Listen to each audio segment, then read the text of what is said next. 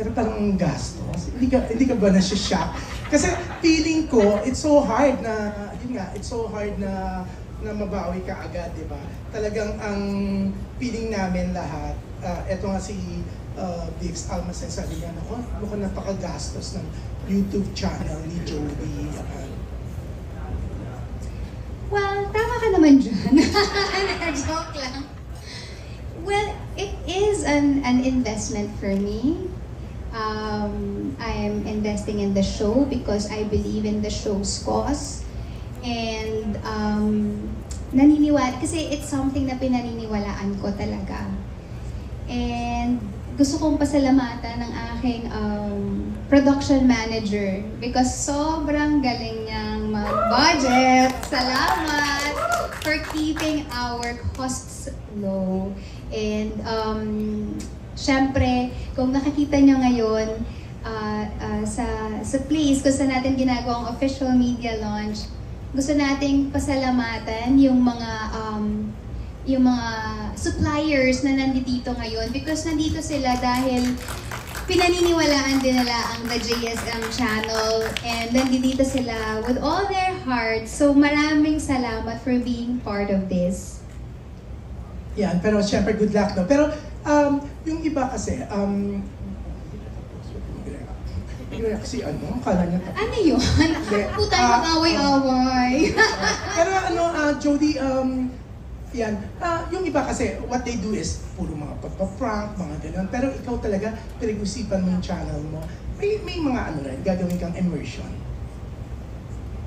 Mag-immersion ka rin. Yung mga ibang mga ipipicture mo dito, gagawin mo yung buhay nila. Yung immersion part, nasa ano po yan nasa travel and tours.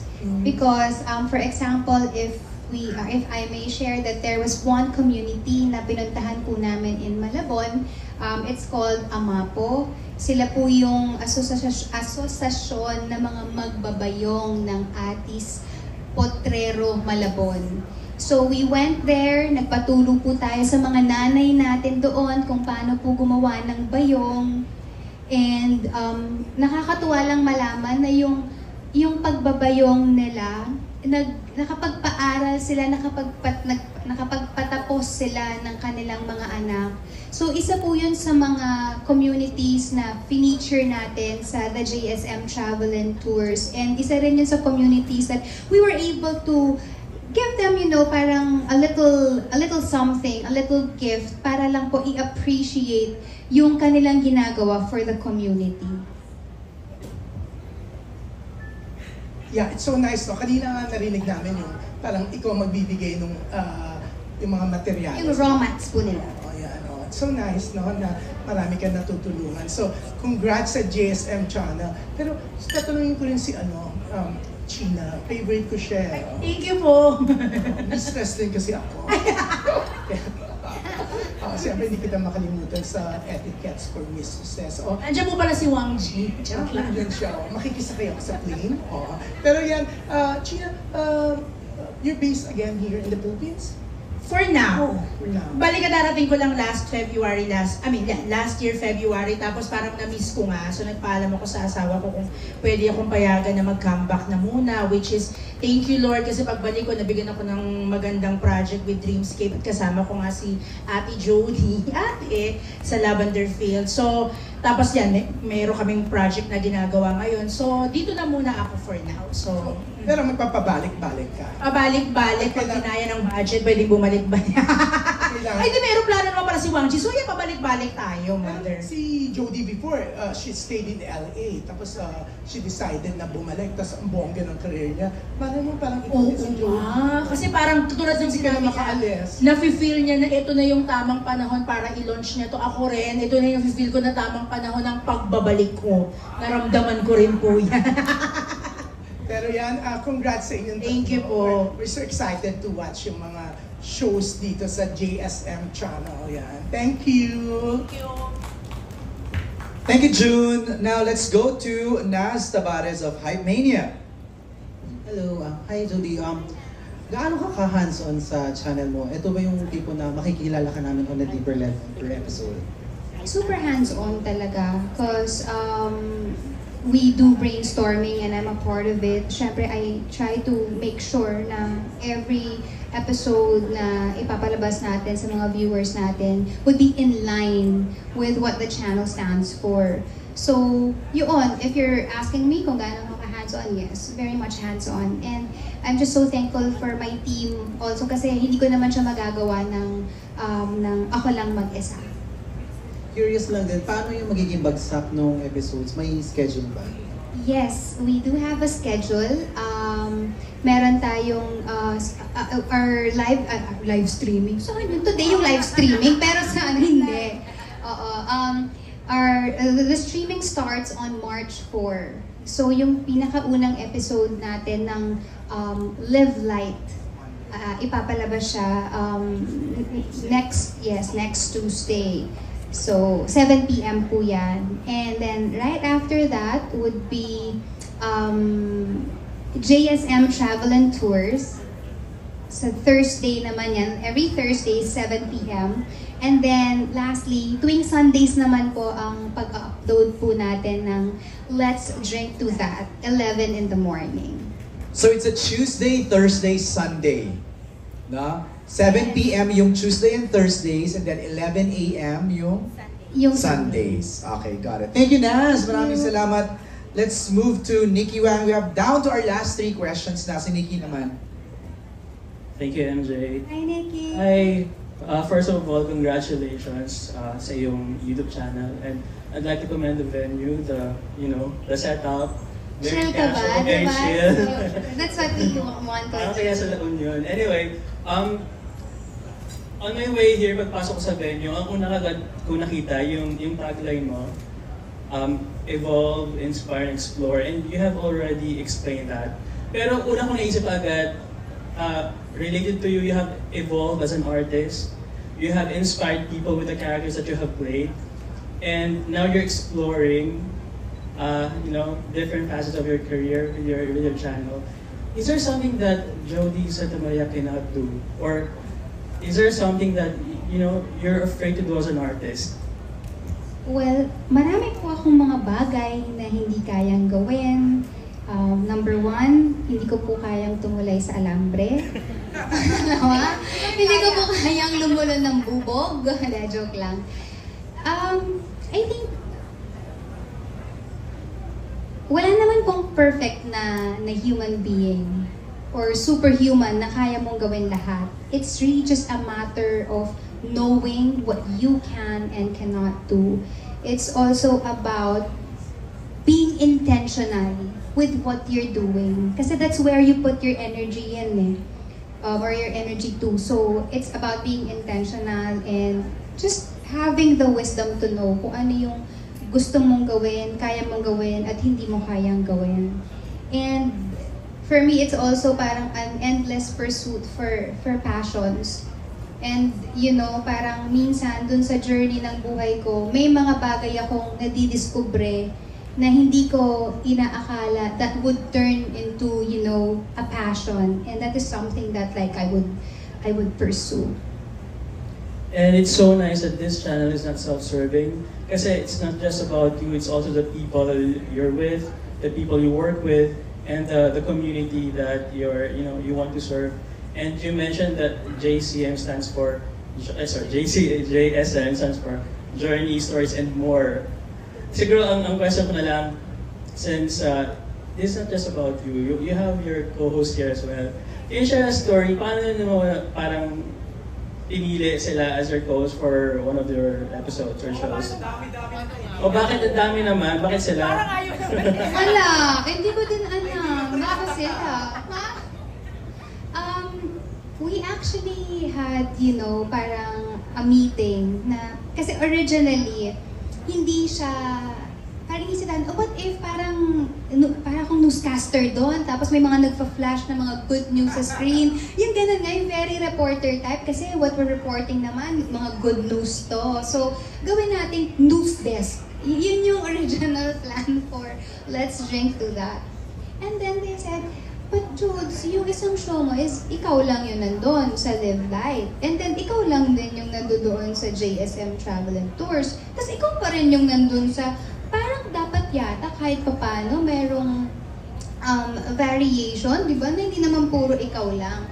And then they suggested na, what if si Let's Drink to That, magkaroon ka ng co-hosts? Sabi ko, okay. Sabi ko, meron kayang willing or gusto na maging part ng Let's Drink to That, considering na hindi pa naman kami big production, parang kumbaga sa business, start-up pa lang kami.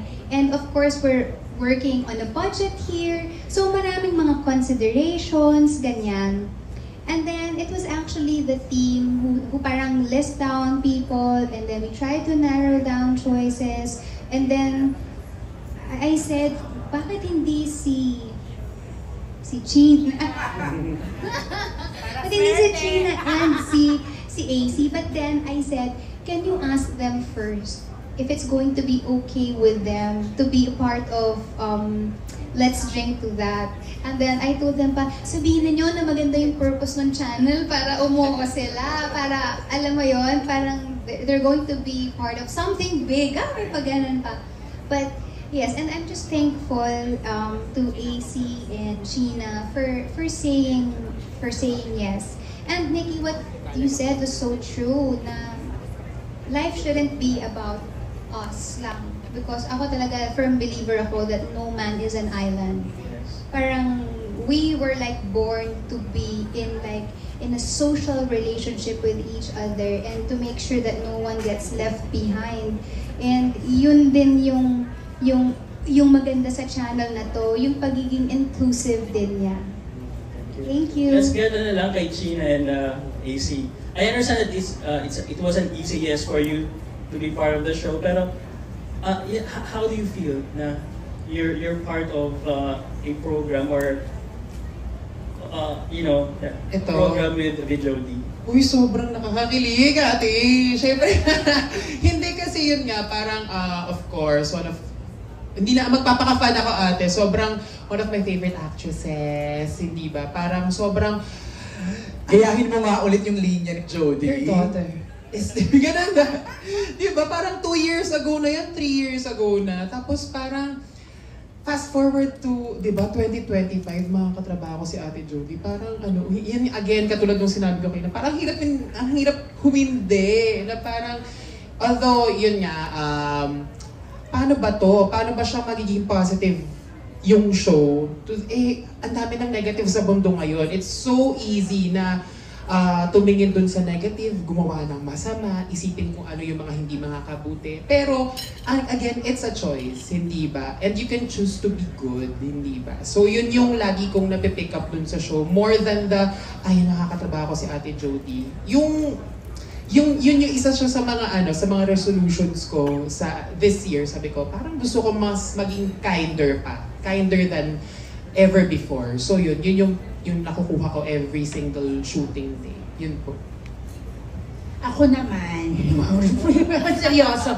Hindi, kasi ako, masayang-masaya ako na nakatrabaho ko rin si Jody. Sinasabi ko nga lagi sa mga interview ko, na manifest ko talaga maka-work siya. Kasi sa US pa lang, pinanonood ko yung yung ang tagal na ng Be Careful, pero pinanood ko talaga, minaraton ko yan bago ko magpunta dito. And then I said, makaka-work ko talaga yan si Jody. Ulit, kasi nagkasama kami sa Love You With An Accent. Then pag uwi ko, nakasama ko siya ulit. And then after that, hindi lang pala yun, masusundan pa pala. So nung kinontak talaga ako, wala pa akong alam na information ko anong gagawin. I just said, okay, go, push. Kasama ko dyan, pag yun ako, go! Ganun talaga agad, wala pang alam. Sabi mo kay Jody kung ano man yan, push ako dyan. Totoo yun. And then, nung malaman ko yung content, yung mangyayari, ano bang meron, syempre sabi ko, ay, hindi naman pala magiging mahirap. Kasi kung GB-GB lang, ayun hindi naman ang laging pinoportray natin sa social media. Hindi rin ako mahilig yung mga parang, yung mga kaniga-nigahan, ayoko rin yung mga ganyan. Kasi naniniwala ko na kung puro negative din naman yung nilalabas, ma-attract mo din yan eh. So parang, I love the idea na parang we're giving positivity sa tao, ina-uplift namin kumbaga parang, yung mga ginagawa nilang inspiring stories, lalo pa namin parang binibigyan ng parang justification na, oo, dapat nga ganyan tayo. Ganyan dapat. So that lahat ng nakakanood, ma-attract din nila, parang oo nga, kung sila kayang ganun, bakit tayo hindi? So napakaganda talaga nung episode ng, let's say, episode, nung Let's Drink to That, kasi puro siya inspiring stories na i-share sa inyong lahat. Thank you, Gina. here all the way at the back. Right here, right here, right here. Kasi ang next na magtatanong si Alex Brosas. Hello, I have a question for China first and then Jody. How long, for China, how long Hindi ko pa alam kung gano'ng kahaba. have you, are you friends with, Jody? How long? Since nung Love You, 2022. Pwede ito ba? Yeah, kasi naging close kami dun sa Love You with an Accent na movie with Coco kasi magkasama kami sa house. Like for almost more than a month, no? Tapos lagi kami magkasama and then na-feel ko talaga na super duper warm niyang kasama. Hindi niya ipaparamdam talaga sa iyo na parang, oh, eto ako, hello, Jody ako, big star. Walang ganun eh. Hindi ganun eh. Parang syempre ako po, ang tagal ko nang hindi umaarte, ang tagal kong nawala. So nung nakita ko siya, parang hindi ko alam kung ano ikikilos ko, natatakot ako kasi baka mamaya, di ba? Yung ganong feeling. Pero nung nag-start na kami, sabi ko, oh my God, siya pa nga gumagawa ko nung naglalagay ng lapel ko, nag-aayos ng salawal ko kapag hindi maayos.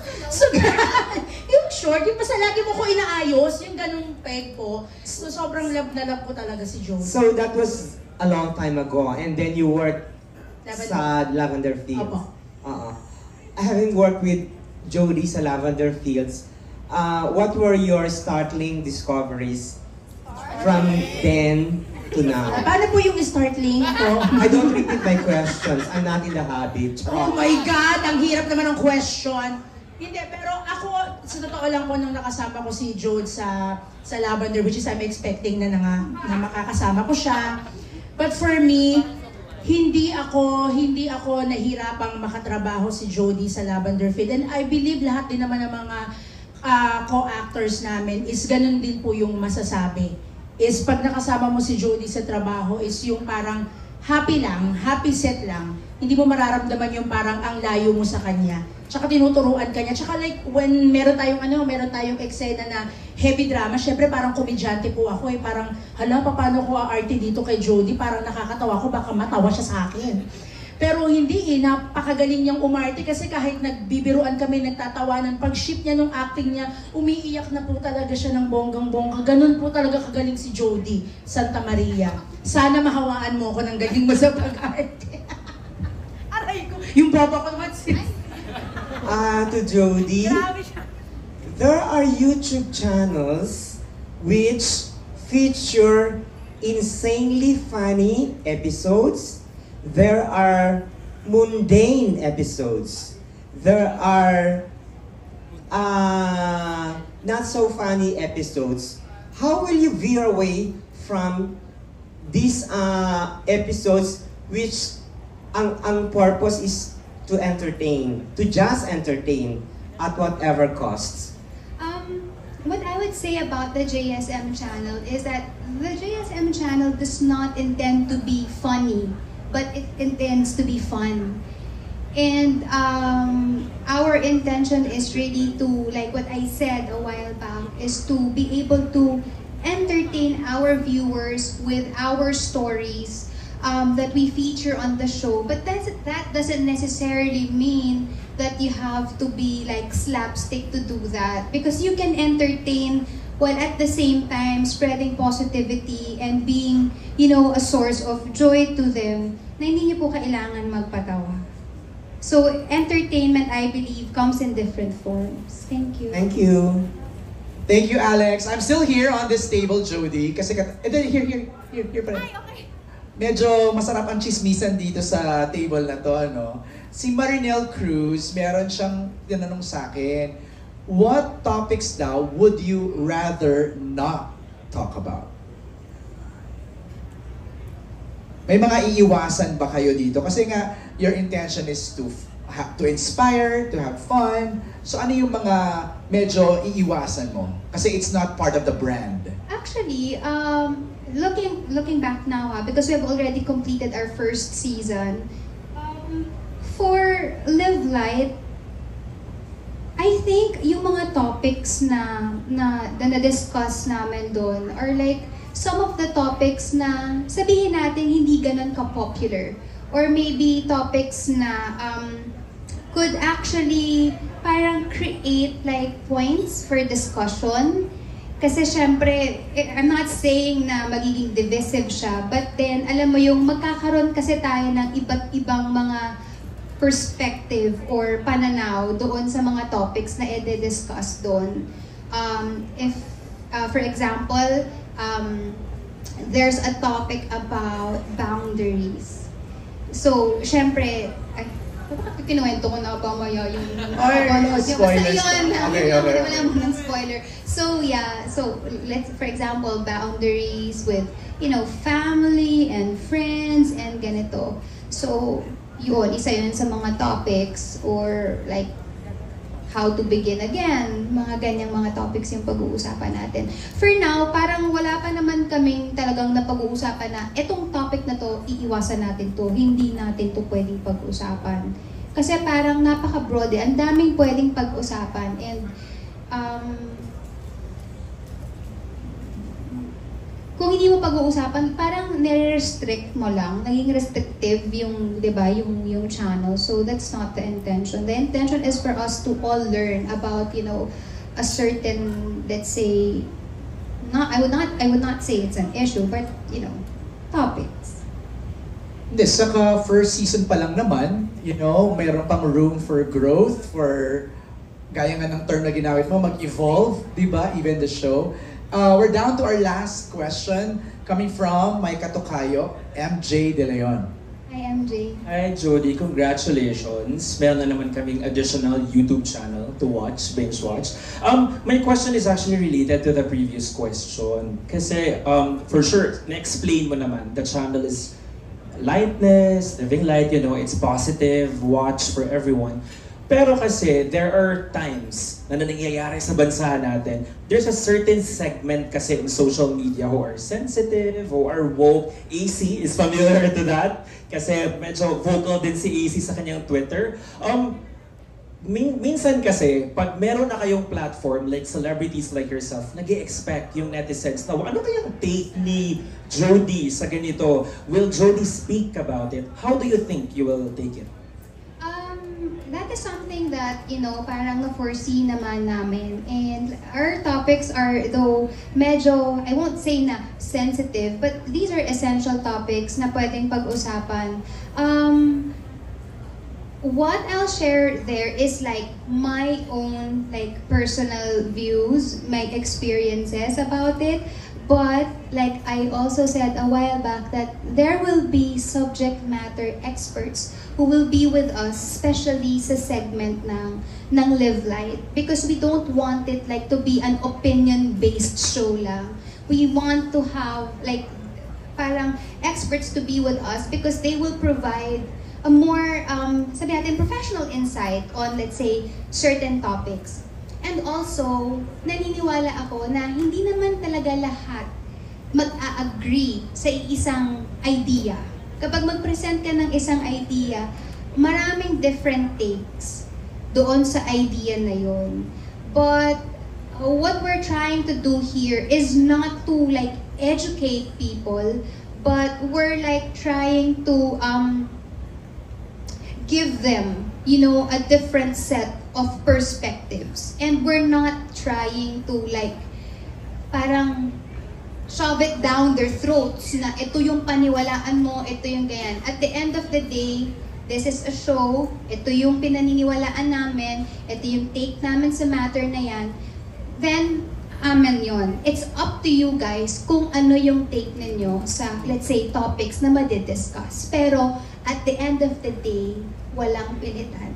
Okay. Si AC, baka gusto niyo mag-comment on the question? Again, parang for me, katulad nga nung sinabi ni Ate Jody na this is a room for positivity and good news, ganyan. And yung mga hard news, meron din siyang avenue, which is 7 to 8 na news. Siguro ang challenge lang po talaga for me ay yung i-explain kay Ate Jody kung anong ibig sabihin ng maanong ulam. Kasi in-explain pa namin sa kanya yun nung isang episode. Parang, Ate Jody, pinatay mo yung joke. So yun din alam ni Ate Jody. So may mga ine-explain talaga kami sa kanya. So yun yung challenge for us. Oo. I I guess ang tawag dyan is generational gap. Paano? Pareho naman tayo ng generation, napaka mo naman, ba't ako alam ko? Paano? Pwede bang nahuli lang sa balita? Ito, pero totoo yung ano sinabi mo yung ate, kasi minsan pag nagtatalakayan na kami, like on the spot kasi yung chikahan, di ba? And then bigla sasabi ni Judy, ano yun? May gano'n, tapos hindi ano ko ba, i-explain namin. So, syempre i-edit out na lang, pero may mga gano'n kaming chika. Okay, thank you. Jody, one last question from you, wrapping up with all what was discussed today. Sabi kasi ng YouTube trends, you've chosen YouTube, di ba, as your channel. Sabi kasi ng YouTube trends, Filipinos daw, pang-wind down nila yung YouTube, watching YouTube. And it's still the platform with the most screen time for Filipinos with internet.